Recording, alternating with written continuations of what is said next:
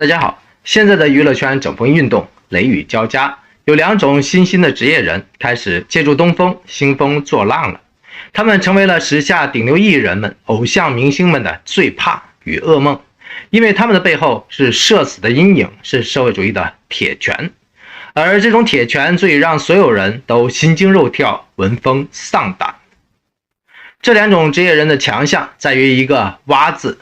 当然，我说的不是挖新闻、挖真相、挖黑幕、挖干货的职业挖，这种挖是相对比较正道、比较公开、比较正直的工作，是娱乐从业者的基本要求和看家的本领。而我所提到的两种职业人的挖，绝非正直，也非正直，非常的阴暗，非常的偏门，只有大家想不到的，没有他们挖不到的。这些人要么纯属直黑，要么纯属业余，其背后的动力都是惊人一致的羡慕、嫉妒、恨，或者说更多的是源自于仇恨。赵丽颖在其一路打拼的道路之上，其实都在经历着类似的这些人不断的挖掘出来的冷箭和苦头，而王一博最近所吃到的苦头，很不幸的似乎更加多了。如果您一路都在关注能量达人赵丽颖和王一博的话，您或许更加期待他们能够尽快的野蛮进组，尽快的野蛮得奖。所以热爱阳光和正能量的您，千万别忘了继续的点赞、鼓励、支持和示爱，并留下您满满的祝福和心愿，因为爱和陪伴永远都不是一句话，而是一个行动。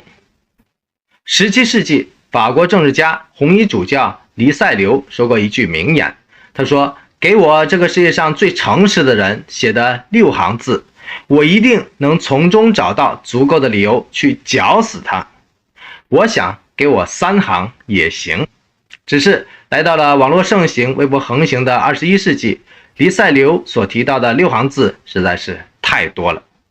现在一个字、一个标点都能被人炒出火花，被人围殴射死，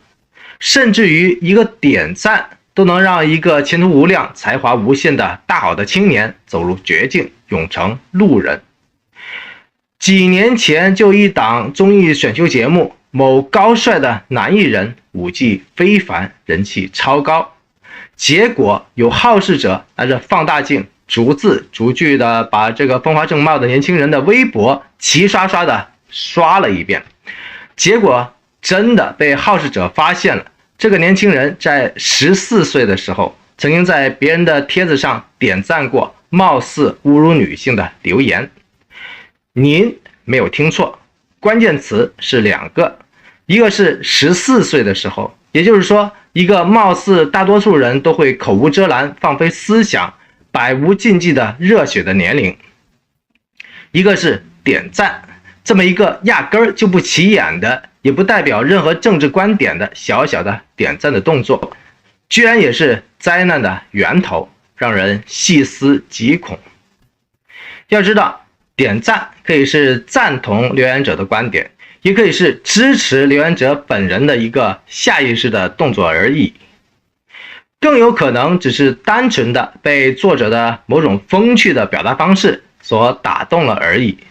甚至连赞同可能都算不上了。因为我就是这么一个简单而纯粹的人，有时候当我看到一些帖子，即便跟我的意见完全相左，根本就无法苟同，但我也会偶然点个赞。为什么呢？因为只要对方文笔好，我就会惺惺相惜，报之一笑，仅此而已。结果呢？结果完了，这个人气高涨、前途大好的青年，就是因为他在14岁的时候，一个可能根本就没有走过心的点赞，被有心人仔细的挖了坟，最后只能黯然的致歉、谢罪、退赛、告别了。至于他是不是被仇家、被对家算计了，也要见仁见智了。因为谁会去花这个精力、这个时间去谋害一个素未谋过面的人呢？说到这，您大概就明白我说的第一种职业人了吧？没错，他就是负责挖坟的人。这里的坟不是真实社会里的丧葬的坟头，而是自带记忆的网络间的虚拟的坟头。这种坟实际上就是每个人过往的点点滴滴，包括在网络之间所留下的所有的心路历程和文字图片。像微博这种谣言大本营，自然是个天字第一号的埋葬每个人网络记忆的虚拟的大坟头。张哲瀚就是被神秘的挖坟人根据2-3年前的挖坟成果成功举报射死的。赵薇更是因为20年前的那个压根儿就压不住棺材板的军旗装事件，最终还是逃不过神秘射死的命运。说实在的，没有任何人在表达个人看法的时候会仔仔细细的考虑这次留言会不会给以后某个时间点带来无穷无尽的灾祸，甚至于社死的结局。更加没有人会想象得到自己的一个小小的点赞的小动作会不会在以后会成为卖国卖党、辱华反华、违反道德、理应社死的罪证。王一博最近的中秋晚会被落选，以及主持身份被举报，虽说事情都不大，却也间接证明了被人死缠烂打和黑材料层出不穷的被挖坟的威力。这样挖下去的话，原子弹都有可能被挖出来了，您说对不？这是时代的进步呢，还是历史的倒退呢？欢迎您在留言区当中留下2个字的短评，一个是倒退，一个是进步，一个是无感。多谢您的互动和留言。让我们再仔仔细细的看一下这张湖南省广播电视局的信访回件，您看到没有？主角是谁呢？唱主角的居然还是这个不少人都喜欢的王一博。那么到底发生了什么事情呢？既然是信访，当然是指王一博又被正式的举报了。那么举报人举报了什么呢？按照这份回件的内容，我们可以看得出来，挖坟人举报他不符合主持人的资格，不符合在天天向上的节目组待着。按照广电总局红头文件的规定，主持人必须持证上岗。王一博显然属于无证上岗，违反了相关的政策，性质比较严重。而且按照现行主持人资格考试的标准要求，韩国艺高毕业的王一博很显然连考试上岗的资格都没有达标呢。也就是说，没有大专或者本科的学历加持，他这辈子都跟主持人的身份无缘了。所以天天向上的节目组现在慌里慌张的把王一博降格成为了可有可无的嘉宾的身份了。可以说天天向上的节目组真的是屋漏偏遭连夜雨，再被这些挖坟人无限量的纠缠下去的话，天天向上就要变身为天天向下了。曝光完这类单兵就可以完成的挖坟人的职业内容之后，另外一种以挖为职业的人就是抱团性质的挖坑人了。挖坑的职业内容其实更加的复杂，目的更加的深，这是一种专职带偏的、专职挖坑的带薪的职业。赵丽颖、王一博的粉丝互怼事件就是这种系统化、有组织的挖坑团队所策划出来的。能让赵丽颖的整个粉丝团都齐齐掉进了深坑的这种操作，没有长期的策划，没有深入的反串，没有定期的埋雷，没有不断的爆雷，压根儿就不会成事儿。这需要幕后的黑手不断的出钱出力彩排操练和推演。这种操作的伤害力巨大，这只黑手既然能够掀起吴亦凡事件之后的第2波的恶浪，他也绝对有能力，也可以掀起第3波、第4波，直到所针对的对象都被一一射死之后，或许他就开始反噬了，或者说被反噬了。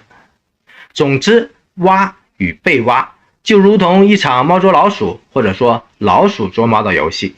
在娱乐圈整风运动的风暴之下，这种挖坑人与挖坟人群魔乱舞的乱象只会越来越多，因为零风险、零追责、零成本，任何人的举报都是社会主义铁拳欢迎的。只要触动了相关的开关，铁拳出击的话，社死就一气呵成了。